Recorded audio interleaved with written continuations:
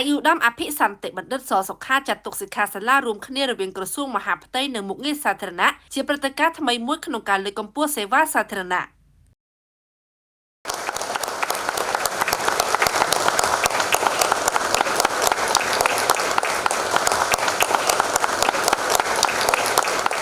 អាយុដំអភិសន្តិបណ្ឌិតសសុខាឧបនាយករដ្ឋមន្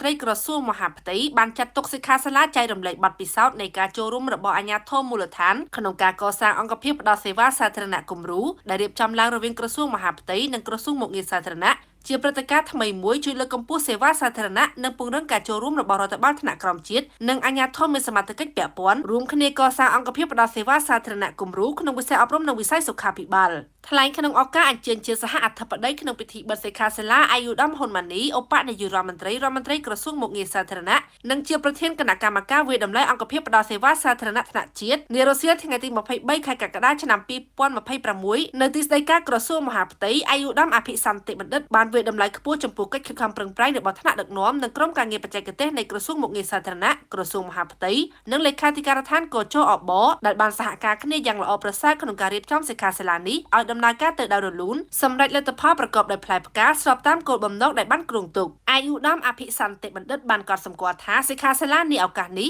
មិនត្រឹមតែជាការជួបជុំគ្នានោះទេផ្ទុយទៅវិញគឺជាការចែករំលែកមេរៀនបទពិសោធន៍ល្អៗពាក់ព័ន្ធនឹងការចូលរួមទទួលខុសត្រូវរបស់រដ្ឋបាលថ្នាក់ក្រោមជាតិក្នុងការជំរុញនិងគាំទ្រដល់ចលនាប្រឡងប្រណាំងអង្គភាពផ្តល់សេវាសាធារណៈគំរូព្រមទាំងបានចែករំលែកនឹងមេរៀននិងបទពិសោធន៍ជាក់ស្ដែងរបស់រដ្ឋបាលខេត្តក្រុងស្រុកនិងឃុំសង្កាត់មួយចំនួនដែលបានខិតខំដឹកនាំសម្របសម្រួលនិងគាំទ្រដល់អង្គភាពផ្តល់សេវាសាធារណៈឲ្យទទួលបានជ័យលាភីជាបន្តបន្ទាប់ប្រមុខក្រសួងមហាផ្ទៃបានមានប្រសាសន៍គូបញ្ជាក់ថាសេវាសាធារណៈប្រកបដោយគុណភាពគឺជាគោលដៅចម្បងនៃយុទ្ធសាស្ត្របញ្ចកោណដំណាក់កាលទី1របស់រាជរដ្ឋាភិបាលអាណត្តិទី7ក្រោមការដឹកនាំដ៏ឈ្លាសវៃរបស់សម្ដេចមហាបវរធិបតីហ៊ុនម៉ាណែតនាយករដ្ឋមន្ត្រីនៃកម្ពុជាក្នុងន័យនេះដើម្បីធានាដល់ការផ្តល់សេវាជូនប្រជាពលរដ្ឋប្រកបដោយគុណភាពអាយុដំអភិសន្តិបណ្ឌិតក៏បានដាក់ចេញនូវគោលការណ៍ណែនាំសំខាន់ជាអាចចេញពីការយល់ដឹងអំពីតម្រូវការរបស់ប្រជាពលរដ្ឋត្រូវចាត់ទុកប្រជាពលរដ្ឋជាស្នូលនៃការរៀបចំនិងការផ្តល់សេវាដើម្បីធានាការផ្តល់សេវាចំទិសដៅហើយជាមួយគ្នានេះត្រូវធានាភាពងាយស្រួលឆាប់រហ័សមានតម្លាភាពនិងគណនេយ្យភាពដើម្បីពង្រឹងទំនុកចិត្តរបស់ប្រជាពលរដ្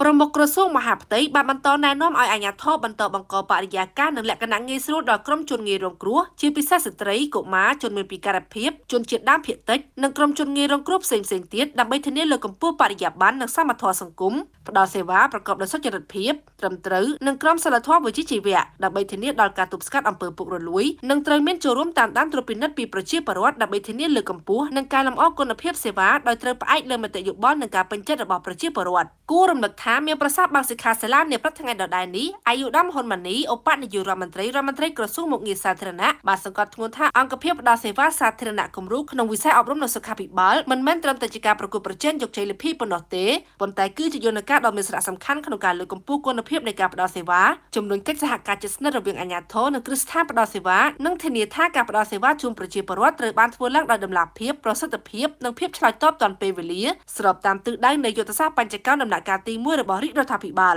លយោងតាមរបាយការណ៍អាយុដំសន្តិបណ្ឌិតម៉ៅច័ន្ទតារារដ្ឋលេខាធិការប្រចាំការក្រសួងមហាផ្ទៃសិក្ខាសាលាពេញមួយថ្ងៃនេះបានប្រព្រឹត្តទៅដោយមានការចូលរួមដោយផ្ទាល់ពីថ្នាក់ដឹកនាំនិងមន្ត្រីបច្ចេកទេសនៃក្រសួងមហាផ្ទៃក្រសួងមុខងារសាធារណៈក្រសួងអប់រំយុវជននិងកីឡាក្រសួងសុខាភិបាលអគ្គស្នងការដ្ឋាននគរបាលជាតិលេខាធិការដ្ឋានកជអបអភិបាលរាជធានីខេត្តទាំង25អភិបាលក្រុងស្រុកខណ្ឌទាំងអស់ប្រធានសមាគមក្រុមប្រឹក្សារដ្ឋបាលថ្នាក់ក្រោមជាតិប្រធានមន្ត្រីអប់រំយុវជននិងកីឡាប្រធានមន្ត្រីសុខាភិបាលប្រធានមន្ត្រីមុខងារសាធារណៈនៃរាជធានីខេត្តទាំង25សរុបចំនួនប្រមាណ650រូបសិក្ខាសាលាក៏បានរៀបចំឲ្យមានការចូលរួមតាមប្រព័ន្ធ Zoom នៅតាមបណ្ដាសាលាក្រុងស្រុកខណ្ឌនីមួយៗដោយមានការចូលរួមពីថ្នាក់ដឹកនាំនៃរដ្ឋបាលក្រុងស្រុកខណ្ឌមេឃុំចៅសង្កាត់ទាំងអស់អធិការនៃអធិការដ្ឋានក្រុងស្រុកខណ្ឌប៉ុស្តិ៍នគរបាលរដ្ឋបាលឃុំសង្កាត់សរុបចំនួនប្រមាណជាង4360នាក់ផងដែរអាយុដំសន្តិបណ្ឌិតរដ្ឋលេខាធិការប្រចាំការបានគូបញ្ជាក់ជារួមថាផ្អែកលើការធ្វើបទបង្ហាញដែលមានអង្គភាពផ្ដល់សេវាក្នុងវិស័យអប់រំនិងសុខាភិបាលទទួលបានជ័យលាភីនៃកិច្ចពិភាក្សាតុមូលក្នុងសិក្ខាសាលានេះបានបង្ហាញឲ្យឃើញអំពីតួនាទីដ៏សំខាន់របស់រដ្ឋបាលថ្នាក់ក្រោមជាតិគ្រប់ថ្នាក់ក្នុងការដឹកនាំជំរុញសម្របសម្រួលនិងគាំទ្រដល់អង្គភាពផ្ដល់សេវាសាធារណៈមិនមែនត្រឹមតែក្នុងដំណាក់កាលនៃការប្រឡងប្រណាំងអង្គភាពផ្ដល់សេវាគំរូប៉ុណ្ណោះទេគឺជាការដឹកនាំជំរុញគាំទ្រនិងតាមដានត្រួតពិនិត្យជាប្រចាំដល់អង្គភាពផ្ដល់សេវាសាធារណៈក្នុងដែនសមត្ថកិច្ចរបស់ខ្លួនដើម្បីធានាឲ្យការផ្ដល់សេវាសាធារណៈជាពិសេសសាលារៀនមណ្ឌលសុខភាពនិងមន្ទីរពេទ្យនៅមូលដ្ឋានបានផ្ដល់សេវាជូនប្រជាពលរដ្ឋប្រកបដោយគុណភាពប្រសិទ្ធភាពភាពងាយស្រួលក្នុងការទទួលបាន សេវា